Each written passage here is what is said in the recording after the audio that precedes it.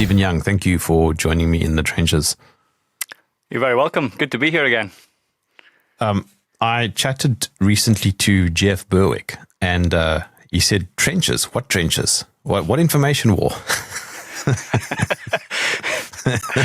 Really? He's like, I'm not part of any information war. I'm not in any trenches. Well, that's not how I feel. I get shots fired at me like on the regular. Like I feel it. Yeah, you're definitely in the trenches, aren't you?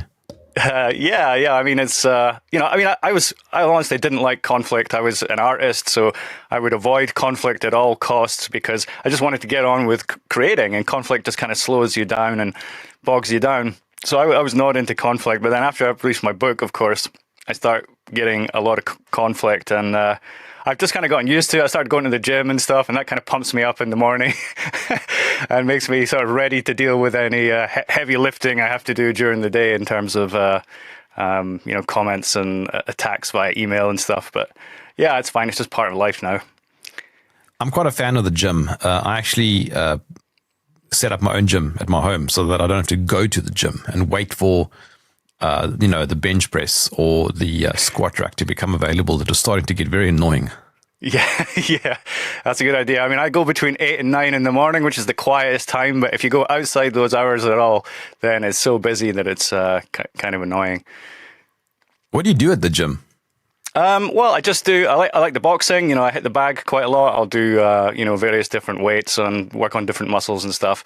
But it was kind of a new thing for me. I never really, until earlier this year, I wasn't really a gym guy, but I just got into it. And I think where it helps is, in dealing with online conflict, because when you lift the heavy weights in the morning, it's in a way that's the most resistance you're going to face for the whole day. And so if you get resistance online, it actually just seems like really small compared to all the weight you've been lifting that morning. And so it's sort of easy to deal with. But if I haven't done that, then I start getting this resistance coming in. It's like, it feels like heavy lifting. Do you know what I mean? But very importantly, though, what is playing in your playlist while you are lifting? Actually, I don't listen to music at the gym, but maybe I should. I just do it sometimes because it pumps me up. Well, I've heard this, yeah, and it makes sense. And I probably should take some headphones to the gym. I'll probably get a better workout. But yeah, they usually have like old school dance music playing in the gym, so it takes me back to my youth. It's always the same thing on repeat. Yeah. It doesn't matter where in the world it is. All gyms are the same. It seems like it. Yeah. I find that a bit of metal or some hard rock or like drum and bass or something, or break beat or something that's got like a huge amount of like bottom end that kind of psychs me. All right, that's it. I'm taking my headphones to the gym next time. But you're a musician, right? I am, but I ought to say I spent so much time like immersed in music and working on it all day, every day, and going to gigs every weekend and everything, that actually now I hardly listen to music at all. I'm sort of like, my tolerance is worn thin. My fascination with it, I'm not so easily entranced by it anymore. But whereas I used to be so fascinated by music, I would just get sucked into it all the time. But now it doesn't work on me as much as it used to. But it's just, I heard it too much, but that's also not what you actually do. You're a nuclear physicist. Yeah. So before I became a full-time music producer, I did a degree and a PhD in theoretical physics, specializing in nuclear physics. Yeah. And it was 5 years. So I did that until, that was 2005. I graduated with the PhD, and then I did 5 years work in industry.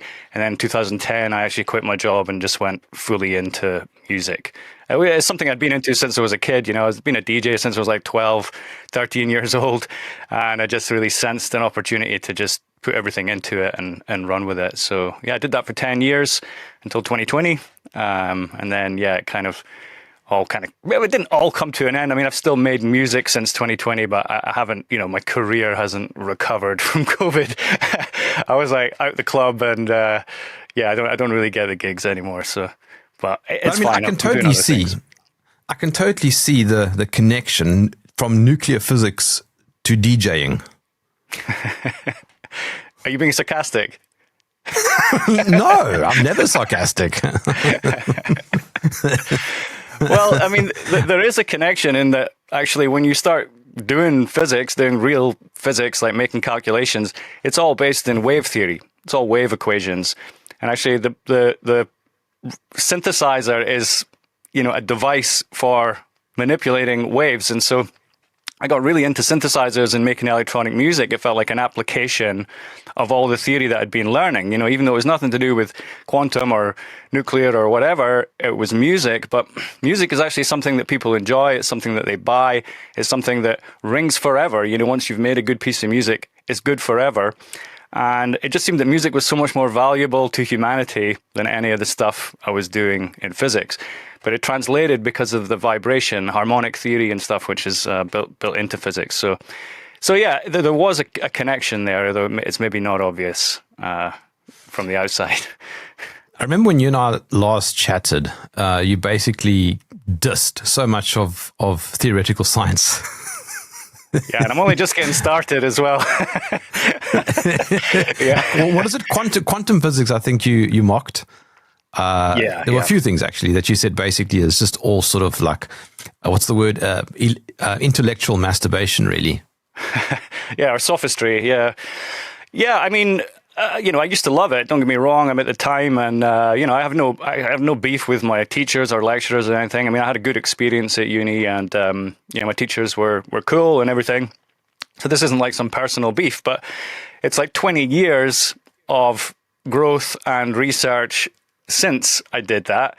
That's a lot of time to test the things that I've been taught and to see if it actually holds up on the world stage. And my view is it doesn't. And actually, the more you look into it, the more wacky it gets. And I believe as a sort of conclusion, I've come to the conclusion that quantum theory is kind of a military intelligence operation to hide secretive technologies. So instead of, when you go to university, you get the good grades, you want to learn about how the world really works or how, fundamental reality works.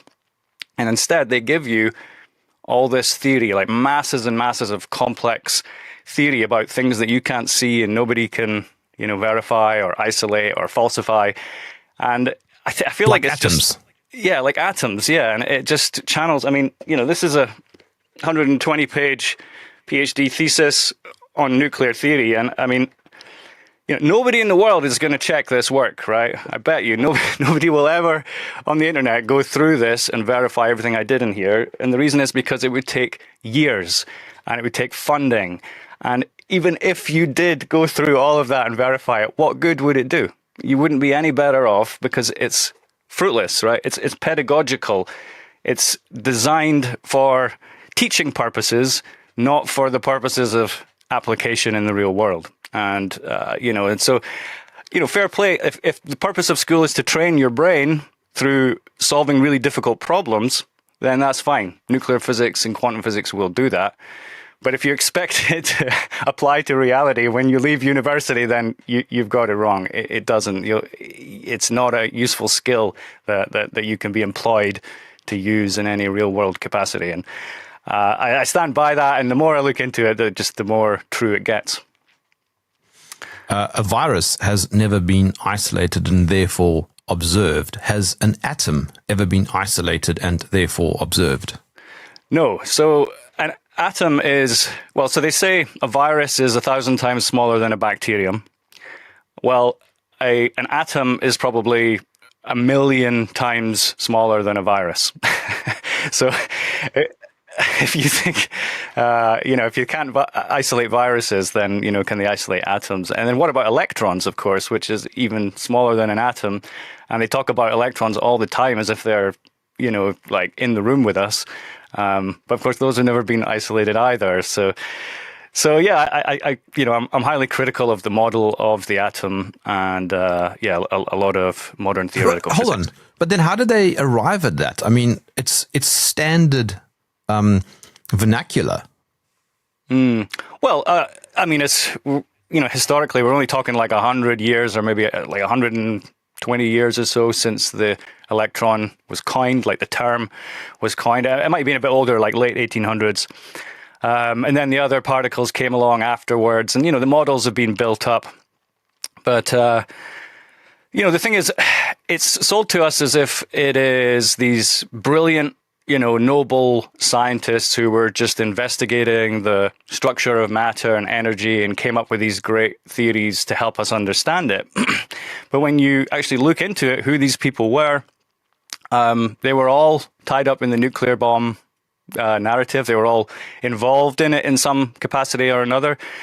And the whole goal of quantum theory was to build a nuke. Now, that wasn't why I studied quantum theory. I was seeking fundamental understanding. I'm not thinking about nukes or anything.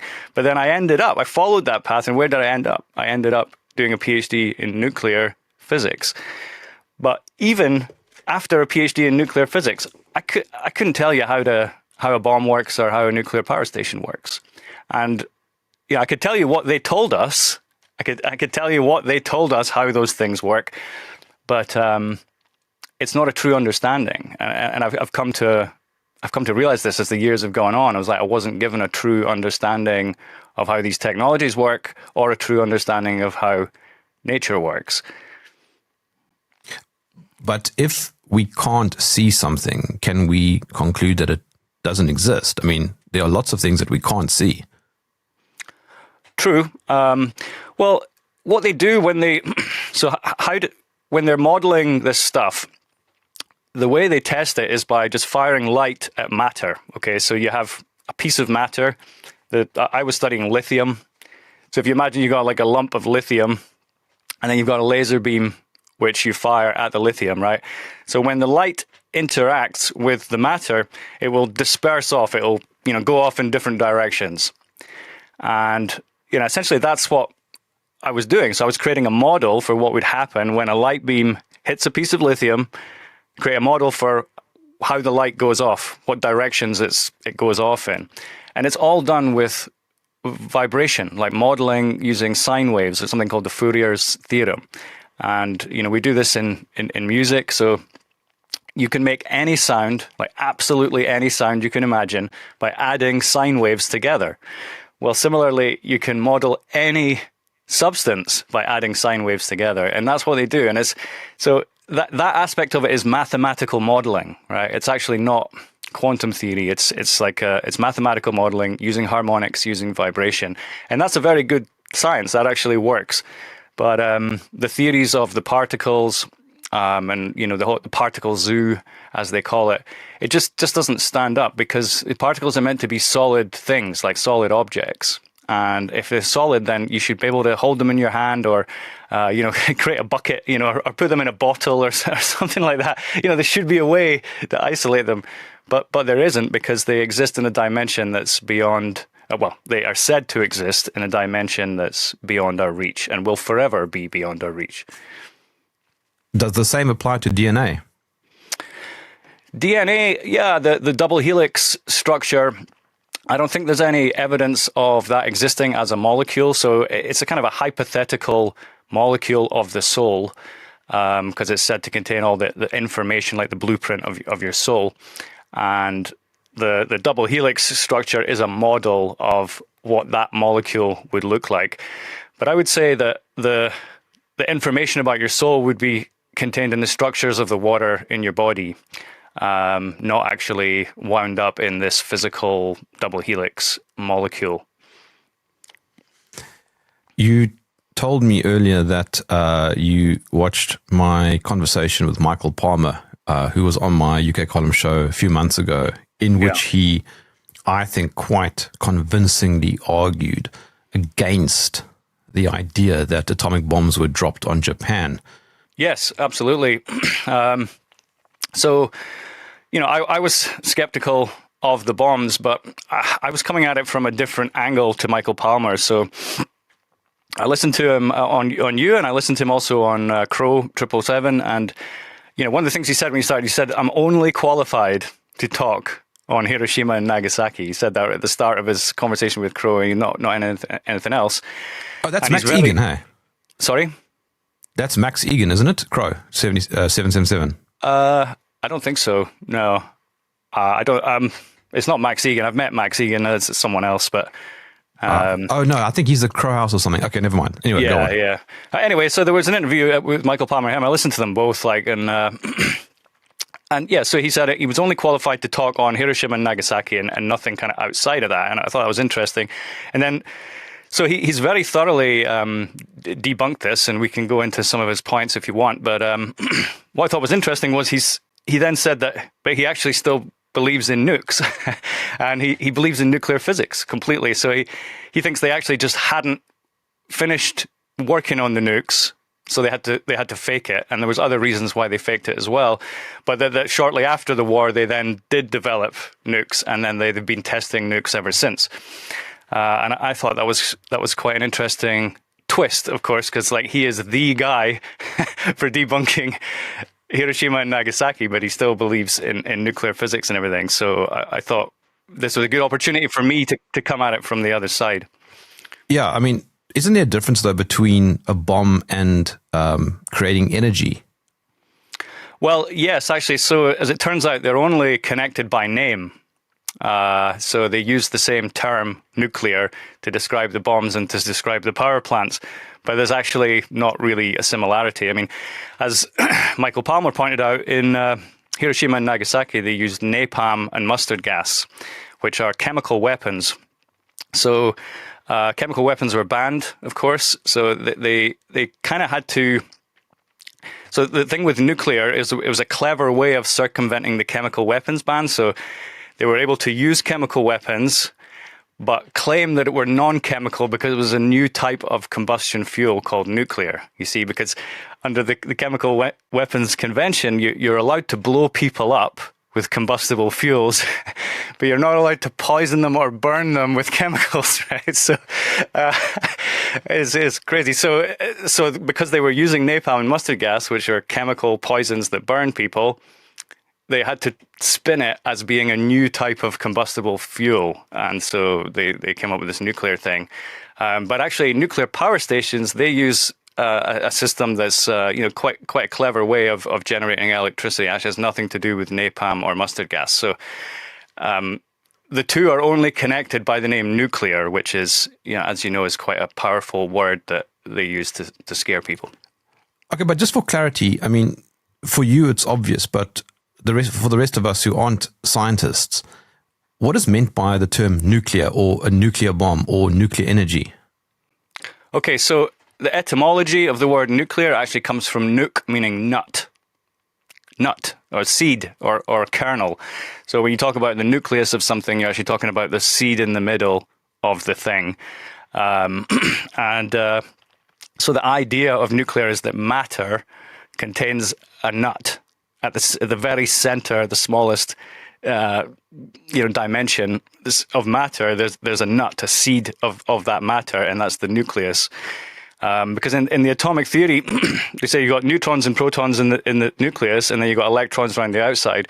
But the electrons don't define the substance, right? It's the nucleus, the neutrons and protons, the number of neutrons and protons that define the character of the substance, not the electrons. So the nucleus is the nut.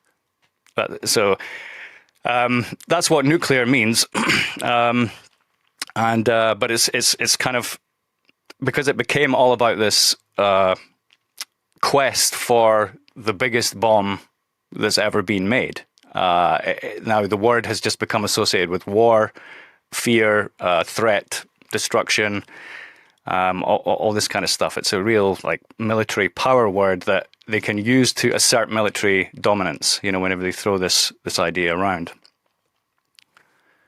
But in reality, Stephen, that's exactly what they do. They throw around the term. Everybody talks about nuclear war. Yeah, no, it's a threat. It's politically convenient because it establishes a kind of military dominance. If you have the enemy thinks that you have the biggest bomb ever, right? It's like a psychological warfare technique. When it comes to nuclear bombs, all we have is videos. Videos of mushroom clouds. That's it. And as Michael Palmer points out, a mushroom cloud is not evidence of nuclear, right? That's a myth. People think if they see a mushroom cloud, it must be nuclear. It's like, no, any explosion above a certain magnitude will produce a mushroom cloud. You don't need to have nuclear fuel to do that.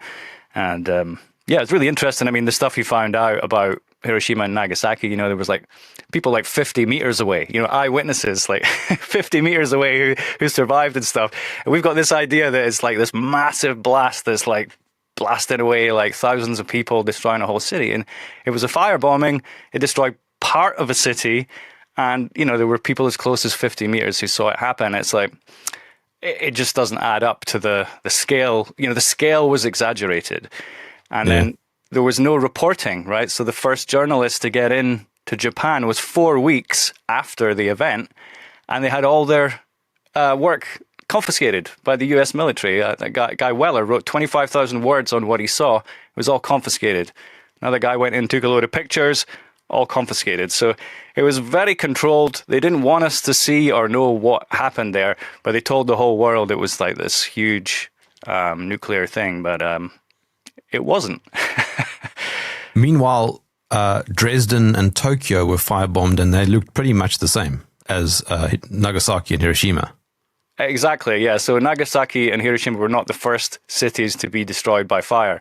It's happened many, many times throughout history. But we're supposed to believe that this was like the biggest, most, you know, worst destruction of a city that's ever happened. And of course, in nuclear physics, you're expected to believe there'll be thousands of years of nuclear fallout where all the atoms will be decaying and nothing can grow and there'll be like mutants and all this kind of stuff. But actually, the city's just built right back after, you know, they just got back to business after the explosion. So it just, none of it really adds up. If you walked right into Chernobyl itself, what do you think will happen? Well, you know, it kept operating for 14 years after the accident. There was another plant like right next to it, like 100 meters away, that kept operating, and people kept working there and stuff for like 14 years. But so well, you're asking the question about radioactivity and whether that is real and whether it's dangerous. And I think it's just a subtle point on this is that with radioactivity, they tell us there's three kinds: alpha, beta, and gamma. And they tell us that alpha and beta are particles. So that's solid objects that are being spat out from the source. But gamma is frequency, vibration, radiation, or light.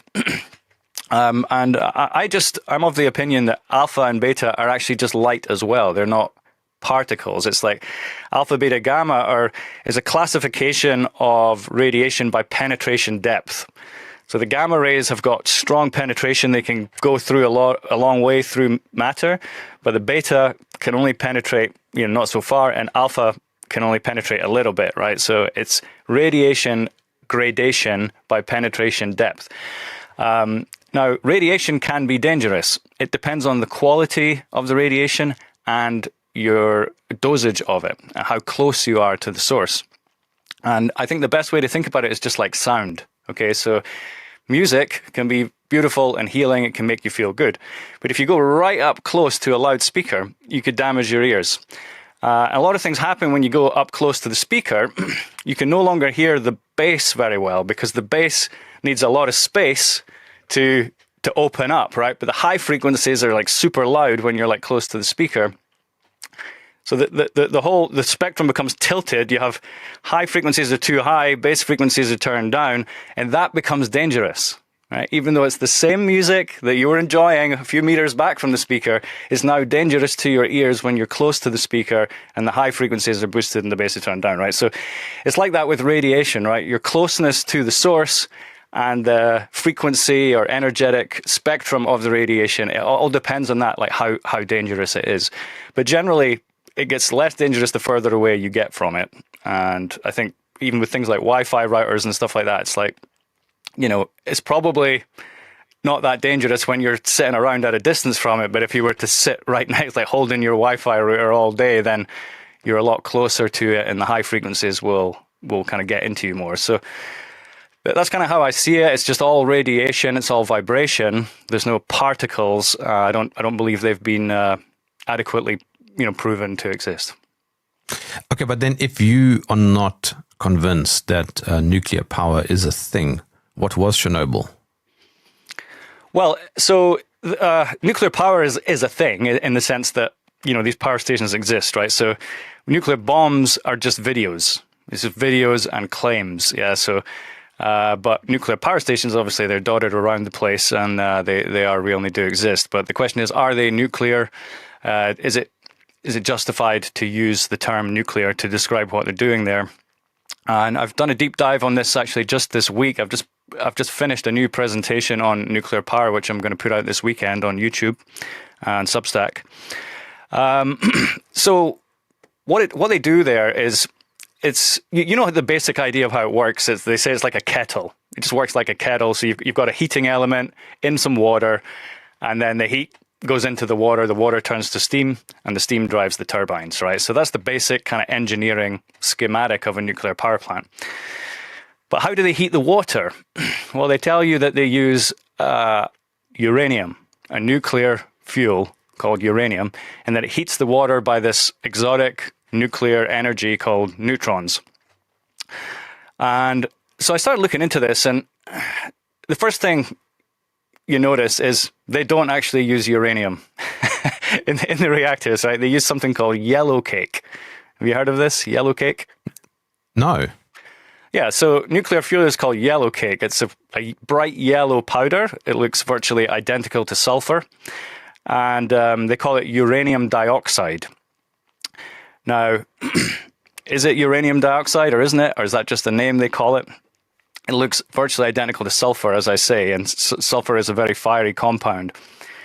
So, yeah, it's a bright yellow powder, and they get it from an ore called pitchblende, which is extracted from this ore, and then they enrich it through just basic processes. Again, uranium, or they call it uranium enrichment, but it's actually yellow cake enrichment. And they purify it and kind of distill it essentially to get the lightest components out of it, like with distillation. They use something called gaseous diffusion and centrifugal separation to enrich it. And then they put it in these little pellets. So you get these zirconium pellets, they're about this size, and they pack them with the yellow cake fuel. Now, then they then ignite the yellow cake by heating it to a certain critical temperature, and then what happens is, like, if you were to just ignite the yellow cake normally, it would just explode, right? Boom. It's an explosive. But when it's inside these little pellets, it can't explode. There's nowhere for it to go. There's no oxygen in the pellet, so it can't burn because you need oxygen to burn. It also can't produce any sound because there's no, it can't produce any light. There's nowhere for it to go. So what happens is all the energy comes out of the pellet as heat. And so the pellets like slowly heat the water, which produces the steam. It's actually pretty clever. And, I think it's, people say it's like nuclear, right? N-E-W, clear. Nuclear energy actually makes more sense because it is newer than the coal burning stations we used to have, and it's clearer. So it doesn't produce any smoke. It produces steam instead. Now, the downside of that is if you have nuclear power plants everywhere, you might end up with a lot of rain because, they are essentially just pulling water out of the river, turning it into steam and blasting it into the sky, right? So you might end up with a very rainy environment if there was nuclear power everywhere.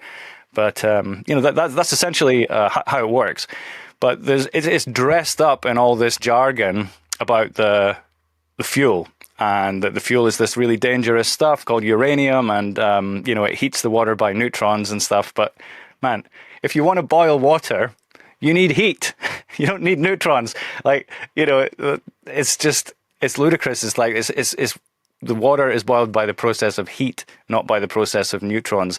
That just dresses it up in a very jargony way that hides the simple thermal mechanical processes that are going on. Why, though? Why would there be this quote-unquote cover-up? Because it's all tied in with secretive military technologies that they don't want you having. I mean, look, they don't want us generating our own power, for a start. So if everyone was taught the secret of how to build nuclear power, then we could all just start building our own power devices. They don't want that. And, tied up, of course, with the bomb narrative as well. And, well, the way I put it is, I realized this after my PhD was that, if they really did have the secret of world-destroying power, are they going to teach it to just any old Tom, Dick, and Harry who got good grades in school? You know what I mean? All you need is B's in maths and physics, and you can go to school and learn the secret of how to destroy the world with yellow cake. I mean, it's just ludicrous. So they don't actually teach you how these things work, and they look at very abstract ways of modeling the nucleus and all this kind of thing, but they don't actually just teach you how to build a power generator or a bomb, and probably good reason for that, but. So the evidence for atomic bombs on Japan is remarkably flimsy, and you're saying so is the evidence for nuclear power or any type of nuclear weaponry. Yes. So the bombs don't even use the nuclear fuel. I mean, that's what Michael Palmer has shown. Can I interrupt you? I used the word or the phrase atomic bomb. What is the difference between a nuclear bomb and an atomic bomb? I think it's just terminology. The terminology changed because it's like the atomic nucleus, right? So they're sort of interchangeable. Anyway, that's how I always understood it. You can call them atomic, call them nuclear. It's basically the same thing. Yeah, just coming back to the nuclear power thing. So there's real power generation happening, and it is actually quite clever and really good engineering, and it doesn't produce smoke, so it is clear. And I'm not even against it, honestly. I think actually the main reason people are against nuclear power is because they bought into the whole radioactivity narrative, right? So they think that this is a potential source of danger, that it's going to blow up one day and release all this radioactivity, and then we're all going to be living in nuclear fallout and stuff like that. So there's a lot of fear around nuclear power plants, which is derived from the fear around the nuclear bomb and the dangers of nuclear fuel. And I just think it's actually unjustified, and perhaps it was done to keep people away from the technology, right? Because with the radioactivity, the idea is that the matter is spitting out little particles at you, like little bullets, right? And so if you're probably, well, I ain't going to go near that stuff, right? That's probably the first thing you think. I ain't going near that stuff because it's dangerous. It's going to spit out radioactivity at me. And I think that was probably the idea, was that they wanted ordinary people to be like, I'm not going to go near that stuff. I don't want to go close to it. And so it's all dressed up in heavy safety regulations as well. So Galen Windsor, his story? Yeah, didn't he drink nuclear something? I don't know. He drank something that was toxic or radioactive or whatever. Yeah, he would drink the water from the nuclear core, but I mean, it's just water coming in from the river. Do you know? It's like big deal. You're drinking river water, so what? But I mean, what he said was that when he started, he was head of nuclear fuel inventory for the U.S. government, and they all loved their jobs. They were handling the fuel, handling the waste. They had a good crew, good operation running. No one was sick. People loved their jobs. It was good.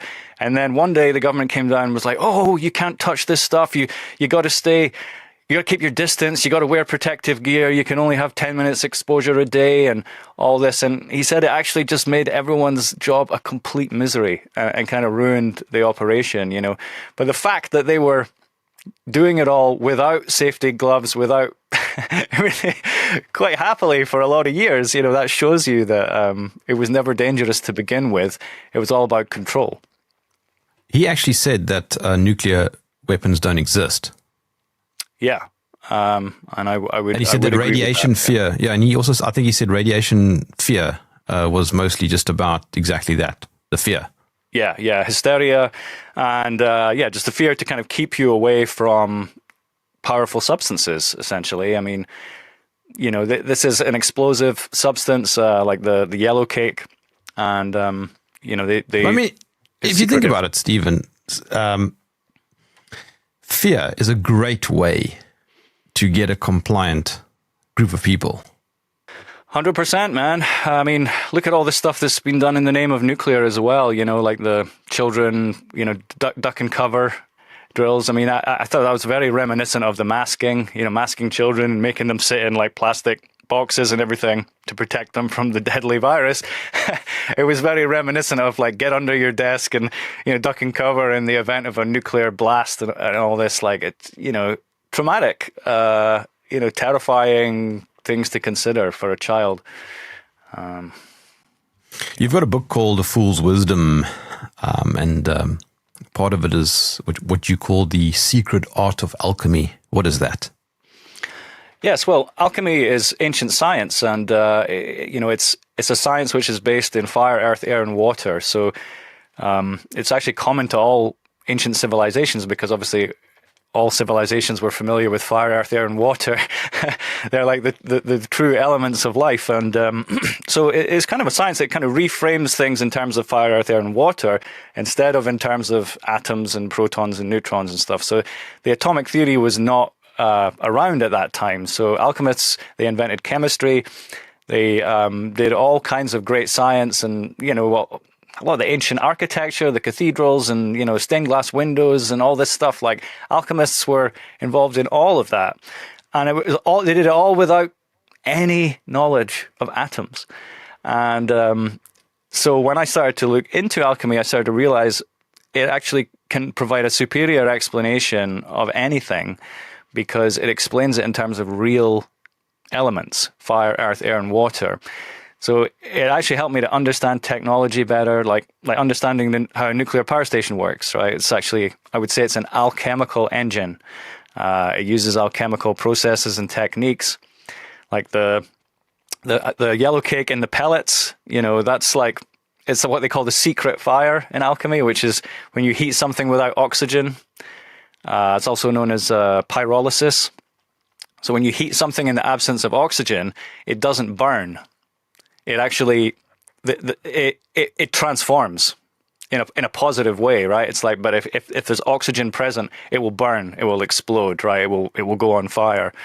And so, they are actually using alchemical techniques and processes in these nuclear power stations.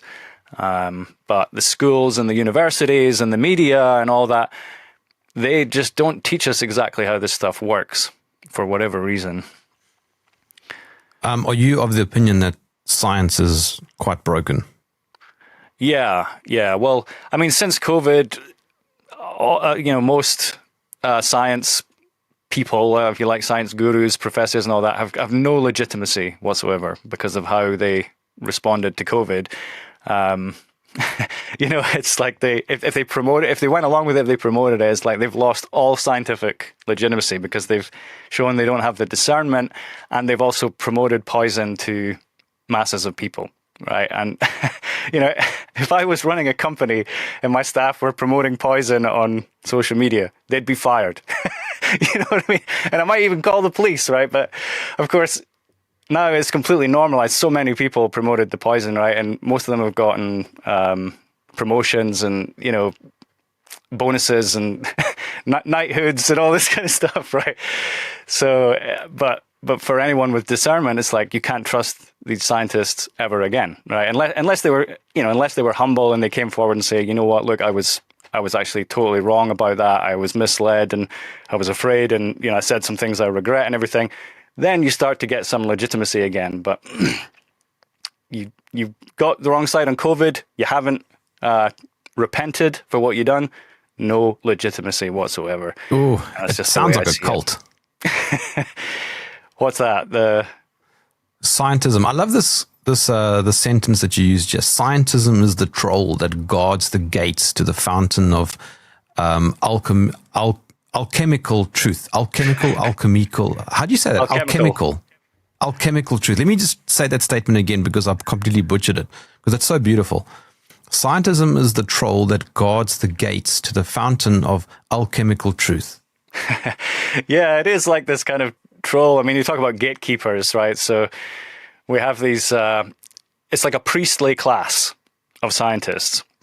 You know the ones. I'm not going to mention their names, but there's, certain scientists you just see again and again. They're always in the mainstream. Even if you don't follow them, you still see them, right?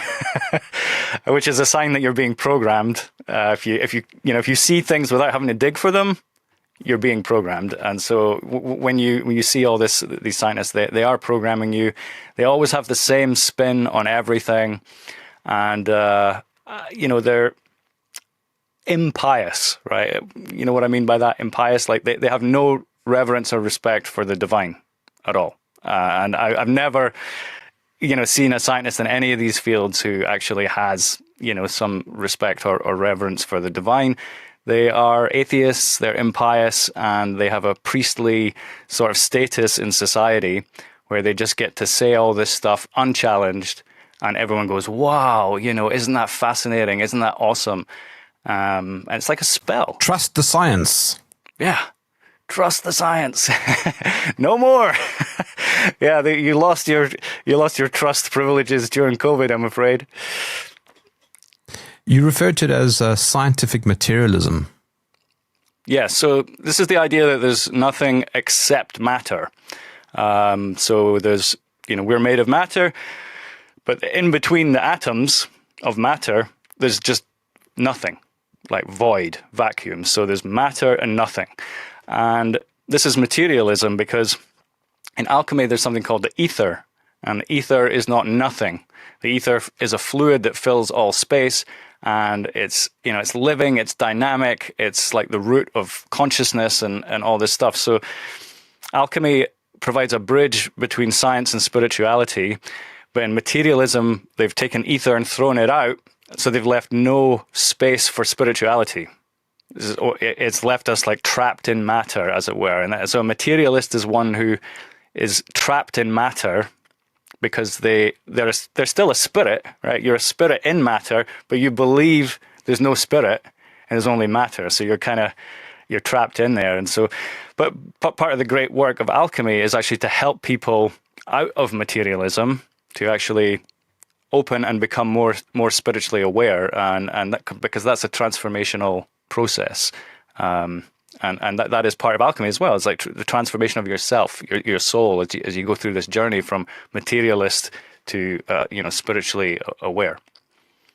And what you're saying also does ring true, because if you listen to space scientists, talking, they end up in so many word salads. They end up going into strange mental gymnastics to make things work. 70% of the universe is dark matter. We don't know what it is, but we know it's there. And then you've got black holes and the Big Bang, and everything came out of nothing, and now it's expanding into itself. I mean, the absurdity becomes like a Monty Python sketch. Yeah. And I used to be so fascinated and sucked in by all that stuff, but yeah, when now I look at it, it's just like an absolute clown show. Like the problems we have in the world now, the things that need done, the things that need fixed, the improvements that need to be made to the world, and they're talking about black holes in some galaxy far, far away. It's just like, yeah, absolute clown show. Yeah, what happens if you go through it and you end up somewhere else? And can you teleport? And I mean, it's insane. Yeah, I sometimes think that the outer space stuff is actually designed to take your attention away from what's going on down here. You know what I mean? It's like it takes your attention so far out into La La Land that you end up blissfully unaware of what's actually happening on the Earth, right in front of you. Yeah. I think it was you who said to me a while back that astrophysics is just nonsense. Well, have you ever needed an astrophysicist for anything? Well, let me call one up. I've got a problem with the plumbing. Yeah. So astrophysics is actually nuclear physics as well, because the theory is that all the stars in the sky are actually nuclear reactors. So we're told the sun is a giant nuclear fireball, and that all the stars are of that nature. So what they do with nuclear physics then is they take the model of the cosmos, and then they apply nuclear physics to the stars, and then they model the stars in that way. And again, very complex. years and years of time could be spent like looking into all this stuff, but what can you actually do with it when you come out? Nothing at all, really. And I think, yeah, I mean, I thought I started studying astrophysics. That was for the first 2 years of my degree, that's what I was studying. And, I thought it would get me into space, dude. I was like 18 years old or whatever. I'm like, if I have a degree in astrophysics, then maybe one day I can go to the moon or go to Mars or something. But then, you come out and you realize, no, that's actually, you don't even need to know anything about astrophysics to be an astronaut. You just have to be essentially a brainwashed soldier to be an astronaut, right? You have to go through military psychological brainwashing in order to do that. And I'm just like, yeah, no, I'm not doing that. A number of years ago, my wife and I visited this very big telescope that's here in South Africa. It's in sort of the middle of not really in the middle of the country, but it's out in the middle of nowhere, where there's no light pollution. And we were taken on a private tour, and my wife asks the one, what do you call, what is he? An astronomer, I suppose. And she asked him, what do you do? And he says, well, I observe the stars and whatever, the sun, etc. She's no, okay, but what do you actually do? Yeah, dude. Yeah, when I was doing nuclear physics, that if people ask me what is it you actually do, it's tough. You're just like, well, I'm probing the structure of matter using mathematical models and everything. It's just like, yeah. Yes, but can you parallel park? Can you unblock a sink? Yeah, nope. Whatever it is. Yeah, it's so you miss out on a lot of practical education. Doing a PhD in something like this, it's because your sort of formative years from 16 through to 25, when you could be learning all these basic skills and how to run a business and how to fix things and do all that stuff. You're just sat in lecture theaters and libraries, looking at equations and things like that. So so I came out of uni pretty unskilled and totally out of touch with reality. Business and industry and all these things. I was so out of touch with all that, and it was a rough landing coming out of uni for sure. So basically what you're saying is that it's just all academic wankery. Yeah, academic. I don't want to be too harsh on the training aspect of it, because it was, very rigorous mental training, right? It's it wasn't easy. It was I had to do real hard, mental gymnastics, and it was very rigorously checked and tested and stuff. But as I say, it's like a sandbox. Right, it's that you create a sandbox by setting some limits and assumptions that you start with, and then you do all your science within those limits and assumptions. And so you may be doing rigorous science that's very complex and very time-consuming, but it doesn't translate to the real world because it was just all taking place within this sandbox. With mathematical proofs and stuff, I mean, again, it's well, what are the fruits? That's what got me into this to begin with. I'm looking at what are the actual fruits of the theories. It's theory is just like a seed, like an idea. What grows out of it and into the real world. Music's a good example of this. So music is a theory as well. Music theory, and it's the theory of vibration and chords and notes and everything. And actually, the theory is so good that it can produce infinite music. From that one theory of music, you get infinitely different songs. Every time someone makes a piece of music is different from another. They're always unique. It's, the music theory has produced uncountable, infinite fruits for humanity. But then you look at nuclear theory and you're like, okay, well, what are the fruits of nuclear theory? And they'll be like, well, nuclear bombs, nuclear power stations. And then so you look into those and you're like, but actually I can explain those without any nuclear theory whatsoever. So let me ask you again, what are the fruits of nuclear theory? And now there's none, and it's like, okay, so you actually don't do anything. So when I ask you what you do, it's nothing. There's nothing. And I was writing the book, I was first starting to wake up to this stuff, but now 3-4 years down the line, I'm like, it just gets more and more obvious the more I look into it that this stuff doesn't add up. Do you think there's a problem, too much specialization? Yes. Yeah, absolutely. Yeah, I mean, it'd probably be interesting to just have a look into some of the crazier topics that people have done PhDs in.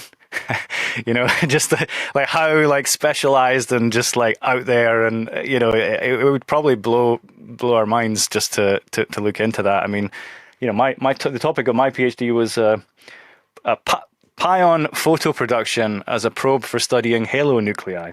So yeah, it was incredibly specific, incredibly specific, and without any applications in the real world, of course. But I mean, on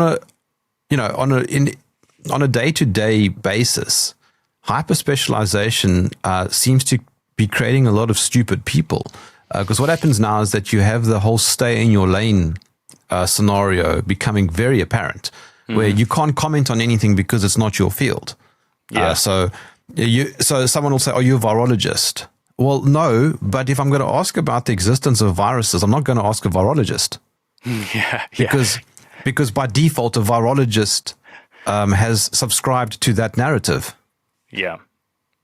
Yeah, absolutely. Yeah, the whole stay in your lane thing, I kind of broke out of that with the book because when I looked into alchemy, what I realized was that all the sciences unite in the ancient world, right? So they've become fractured in recent years with all these different specializations. But when you trace it back through history, it all goes back to natural philosophy and alchemy. And so, alchemy, as I said, they invented chemistry. They were the first medicine makers. They were making the metals, making machines, and so alchemy is the foundation of everything. So I sort of broke out that in my book. I criticized physics, I criticized chemistry, I criticized medicine, I criticized politics, and everything. I just like broke out of my lane, as it were, and just went for all of it. But Steven, science traditionally or historically was open source. No, yeah, I mean, you can be a scientist just, off your own back, of course. I mean, it depends what you're doing, how much funding you need. I mean, like for me at the moment, I don't need funding to do my work. I'm doing what you might call secondary research, right? So I'm not building machines or running experiments. I'm just poring over all the literature and the writings and the research that others have done and trying to make sense of it and, distill it into like, what are the golden nuggets and what's the stuff that we can just throw away. So, and that's kind of an alchemical process in itself, right? That's part of alchemy. Separation is like taking what's good and throwing away what you don't need. And I'm just trying to do that with science in general. So, medicine, chemistry, physics, all of it. What's good, keep it. What isn't good, chuck it, because it feels like we're at that stage in the world now where we really need to look at everything and be like, let's save what we can, but chuck out the rest that doesn't work, Yeah, but I mean, the phrase scientist these days really only means getting funding or having access to a laboratory. Yeah, I mean, people would say that, that you're, because I'm not working in a lab, I'm not a professional scientist. But then, people will say I'm a nuclear physicist, even though I never worked in a nuclear power station or a or a nuclear bomb, facility or whatever. I just, sat and studied. No, but that's not what I'm saying. That's not what I'm saying. I mean, obviously, if you study in a particular field, you have every right to label yourself that afterwards.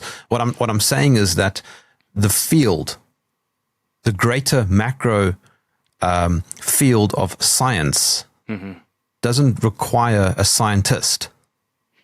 Mm-hmm. No. Because ultimately it's critical thinking. So like Leonardo da Vinci was multiple things. He opened up human bodies and he drew pictures and he sculpted and all sorts of things. Yeah, absolutely. So the curiosity, logical thinking, and questioning your own assumptions and beliefs. I think this is unfortunately what the kind of scientist you're talking about, right? The trained scientist, the university educated scientist. This is the problem we have with them, is they don't question their own conditioning and beliefs, especially not if there's a paycheck involved, right? So that's the difference with me is that I don't get paid for science, right? So I don't have to. Yeah, I don't have to believe everything that I was taught anymore.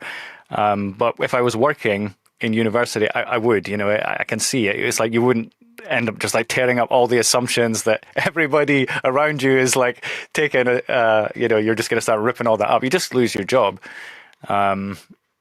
There's an interesting anecdote here. So a number of years ago, there was an expose done on this. Here in South Africa, there was a surgeon who had spent, I don't know, I think 11 or 12 years working in a hospital. And he had a very successful history. All right. He didn't, I think like the mortality rate was like 2 or 3%, which is exceptionally good, if you're a surgeon. It turned out that he had never qualified as a doctor. He dropped out in the final year or something to that effect. And, he scammed his way in. And of course, it became a big sort of legal thing. But he was a surgeon nonetheless. And his patients who were interviewed said, I'm happy with the results. Yeah, so he was a lot of the best people leave university or whatever. A lot of great people like skip out of college or university halfway through because they know what they want to do, or they're like, this is bullshit, and they have an awakening or whatever. But people can be good at what they do without getting the qualification for sure. But then also people can get their qualification and be useless at the same time. So correct. Just look at it again at COVID. COVID again. Yeah. So, because I was always in two minds about using doctor before my name, right? Which I'm entitled to do. I am a doctor, but I don't always use it, right? And and after COVID, I was like, being a doctor, having a PhD now means nothing because we've just had all these doctors and PhDs like supporting COVID. But then at the same time, and I started looking into the definition of it. Doctor, really, docere, it means to teach.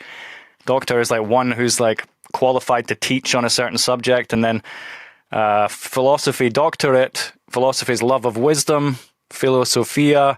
So, and I realized it's actually one who loves wisdom and is able to teach people wisdom and help people attain wisdom. And I thought, you know what, actually, I like that. And I'm going to start taking it more seriously. That's what I'm going to do. I'm going to study wisdom, which is like the highest knowledge that's been passed down through the generations, and try to, teach people about wisdom, because that's what philosopher does. And that's what my qualification, that's what my doctorate is, philosophy doctorate, PhD. Yeah, I think you should use the title because you need to reclaim it. Yeah. I agree. It was just, it just felt, during COVID, it felt like it was just meaningless now. Like everyone's qualifications are just meaningless if they're going to, peddle this nonsense. Fauci's also a doctor, but he's destroyed that title. And I think that people who are doctors like yourself should reclaim it. Yeah, well, thank you. Yeah, so I'm trying to use it more. Like, I didn't even put it on the front of my book, for example, which I would have, you would think I would do, but I thought I'll just put my name. I put doctor on the back of the book, but it was just, it's just because of how I was feeling about the whole institution of education. I was feeling so down about it all during COVID. It really let us down, in a big, big way. How can my audience follow your work? Okay, well, I've got a YouTube channel, Steven A. Young, and I also have a Patreon and a Substack. And my homepage is stevenyoung.uk, and that's Steven with a V. And you can find everything on there, basically. Steven Young with a V. Thank you for joining me in the trenches. You're very welcome. Thanks for having me back.